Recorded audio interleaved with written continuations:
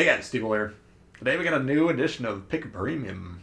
You guys voted for the Prinz Eugen this time. We got the Tier 7 German heavy cruiser Karl von Mueller. I got Yamamoto, and I'm testing out Dimitri Dewey, which increases the angles, by a couple degrees so far that the AP shells can penetrate the ship. So useful. It's not one of those commanders that you're ever going to really be able to tell definitively did it work in that situation or not. It just kind of increases the thresholds that your shells are effective at.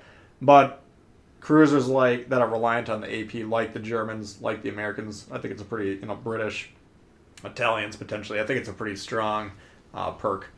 Anyway, here we got a game on land of fire domination mode. Now we got one destroyer per side here. I happened to spawn by the guy right here, so I was going to keep an eye on him. Looked like he was going to go C initially, and I want to go towards where that destroyer is. He's the most likely to spot if he's doing his job competently, and we need to support him. We need to keep him alive. So there's a number of reasons why I'd want to stick with the destroyer in this situation. But he does kind of go back. He looks like he's going to play B. So we're just going to pull back here behind this island. We're going to play fairly cautiously. Now, my philosophy on these German type of ships, yes, you can get high damage games, but I view like the HE spamming type ships, like the Japanese, the Russians, some of those lines that put out a lot of HE damage. Those are more the consistent damage dealers.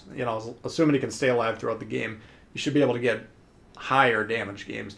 These type of cruisers, the AP focused ones, I tend to think of them more as playmakers, ambushers, opportunists. There's a lot of different ways to look at it, but basically you're able to rapidly affect the situation when you're able to get into position. So you got to constantly be keeping an eye on the map, looking for people that are pushing in too far that you could potentially, assault their broadsides and wreck them very quickly, or who needs support on my team. You're more, of a spike type of a damage dealer rather than a gradual, a flat line that just deals damage throughout the match. Anyway, we're going to take it carefully here. I am kind of broadside of that Bismarck. Got to keep an eye on him. But number one, I'm not 100% sure if he can shoot over that island. Number two, he's not worrying about me. But here's what I'm talking about. Indianapolis pushing forward. He's trying to get in the cap. Pretty aggressive play for an Indianapolis, not the most armored cruiser. But we're in position here to potentially punish that broadside. You can see he's angled straight down at the rest of my team. Here we are in a crossfire position. Didn't necessarily score massive hits. It's a little bit more difficult to aim at those ships when they're kind of angled towards you. But potentially, the damage is there. We're going to see more opportunities that arise throughout this game. You're going to be seeing more examples of that kind of philosophy. I want to talk about the reload boost. We'll see that in action towards the end of the match. But number one, I run it for variety's sake. The ship's very similar to the Hipper to begin with. There's a couple of tweaks here and there, but one of the main differences is the option to put the reload booster in there. So I put it on there for variety's sake. And number two, I actually think it's a pretty strong consumable.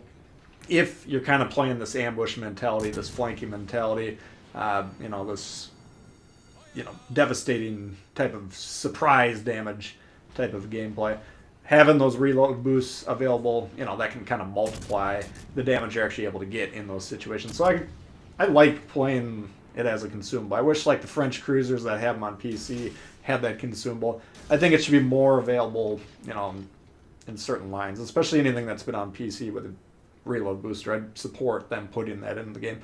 But, alright, so getting into this game a little bit more, you can see we're doing pretty good right now. We're up a couple ships. Their destroyer's down.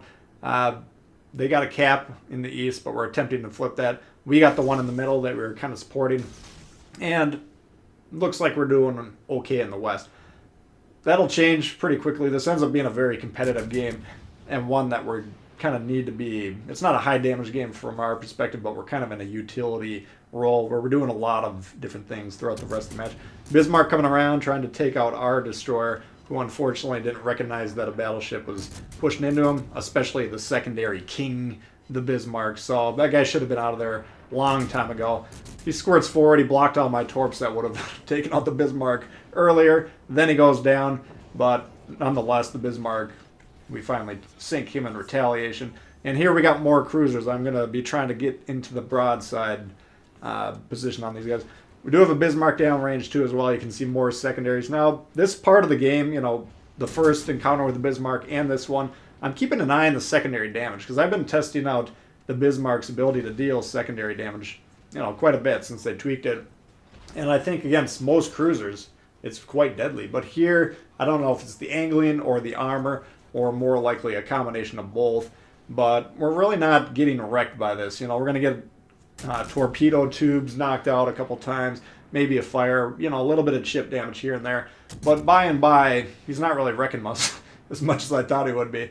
So, interesting, that warrants further testing. But I think perhaps, these the German cruisers, we're going to get a look at the armor view here probably next update. So we'll be able to confirm or deny this. But I think they got enough armor that they're maybe protected largely from these type of secondary hits.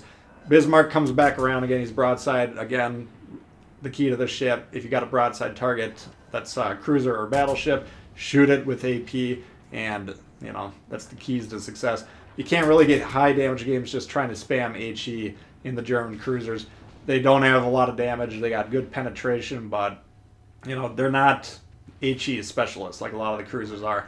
But we're whittling down the Bismarck, and I'm keeping an eye on that cruiser in the foreground, the Otago, I believe. We're going to get one more shot of the Bismarck there. You can see he's going down, but this Otago is going to demonstrate kind of the quick strike capabilities that we're talking about. You don't want to be going broadside against these German cruisers, really any of them as a cruiser, especially close range like this. It's not going to work out. So we go ahead and blast him there, and the results are predictable. What?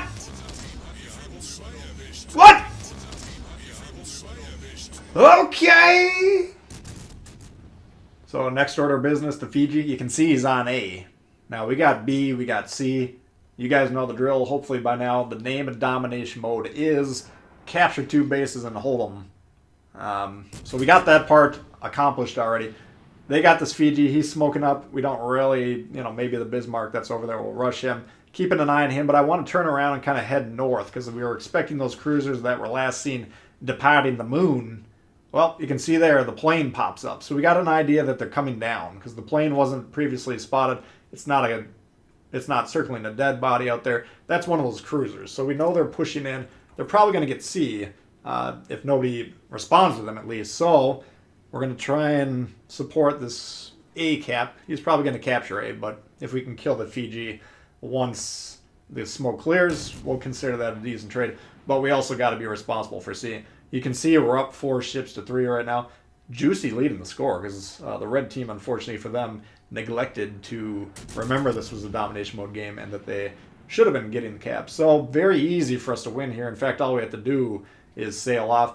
Luckily here, this cruiser, the Otago, or whatever that cruiser is, down goes the Bismarck, by the way. But we got the cruiser right to the southeast of A. He's looking like he's going in there. The Atlanta, there he is. He's going on there. We'll give him a friendly reminder, but he looks like he knows what he's doing. So he's going to capture that. Effectively, the game's over here. If I want to play this properly, if this is a $10 million game, I would probably find cover somewhere in B area and just defend B aggressively for the push.